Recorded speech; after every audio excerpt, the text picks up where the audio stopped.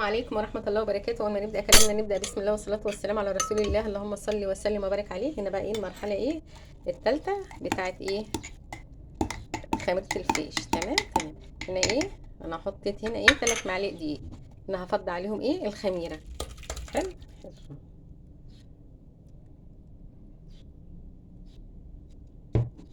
شوف بس البرطمان حبة مية عشان حرام الخميرة دي ما تترميش. حبة مية من الحنفية، المية سخنة. هنا هقلبها بقى كويس. دي بقى المرحلة التالتة في الخمر.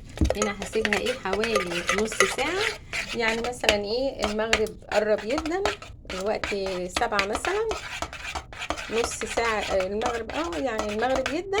واروح بقى كشف الغطا من عليها، هتكون خمرت شوية. بعد كده اروح عاملة بقى المرحلة اللي هي مرحلة تانية بقى. بنجيب حبة دقيق، حوالي ربع كيلو دقيق، وبروح حطاهم ومزودة بحوالي كوباية، على حسب المية. على حسب المية بقى هنعمل فيها المية بندفيها او من الحنفية، بس لا هدفيها شوية يعني عشان يبقى خميرتنا ناجحة 100%. تمام. ونروح حاطة عليها حوالي ربع كيلو دقيق. انا هعمل اصلا كيلو فيش، بس ربع كيلو دقيق. واحط ميه لما العجينه بتاعتي تبقى عامله يعني تبقى برضو بالمنظر ده، تبقى معايا.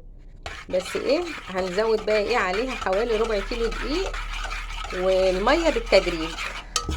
واسيبها برضو تخمر تاني. تخمر بقى، الجو حر، هتاخد مثلا ساعه، دي هتاخد حوالي نص ساعه.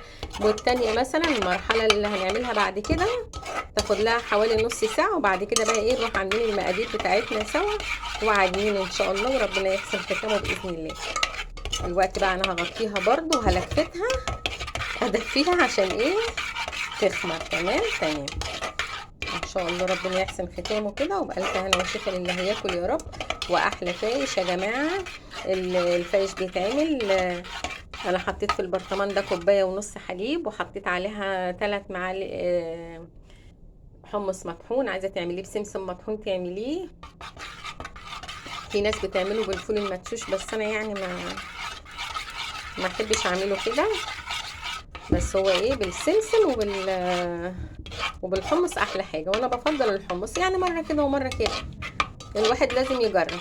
انا بقى هغطي عليها، وما تخمر بقى شويه كده اروح بقى عامله المرحله التانية برضو ربع كيلو دقيق، وبالتدريج كده واروح حطاهم عليها، وبرضه اغطيهم حوالي ساعه. وبعد كده بقى الاقيها خمرت تمام، بروح بقى حاطه لها المقادير بتاعتها وشغليه. استنونا بقى كمان شويه بقى لما تخمر، ونكمل بقيه وصفتنا مع بعض.